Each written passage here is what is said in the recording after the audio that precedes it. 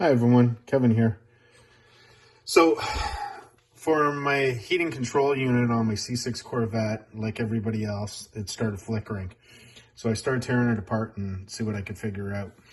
And so what I did is I found a few connections. I'm just going to show you a quick screenshot. So there's some connections up here that have some hairline cracks in them, right about here on each of these connections, right? So what I did is I resoldered them.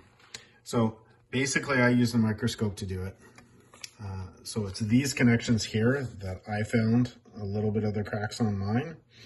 And it kind of makes sense because if you tap the display every now and then or hit it really hard, as some people do, the display would come back on. So I figured it's kind of some connection point. So I tried these ones. I soldered the back of those. I soldered the back of all these wire connections on the other side. I came over here and I did the same thing here. I also found a couple of these chips here and here and here to look like they had some short connections or cracks. So I repaired those, a couple over here as well. Didn't touch that. This one here too as well looked like it had a couple cracks, so I soldered a couple of those. I can't remember if I did this one at all or not.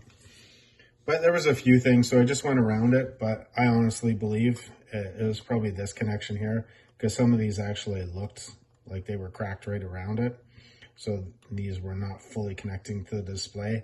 That short, I don't know if it does something, causes more problems or whatever, but that's what I did. So I'm gonna give it a shot, see how it works. I'll put it all back together and hopefully I'll find out if it goes away or not. As you know, sometimes it'll work for a while and then it'll take a little while to go. So it'll probably be a couple months before I reply to this post and say whether I think it worked or not. Okay, hope this helps everybody out. If you want to know how to pull this out, I'm sure I have lots of other videos about tearing apart your dash. And if not, I'm sure somebody does. Okay, take care.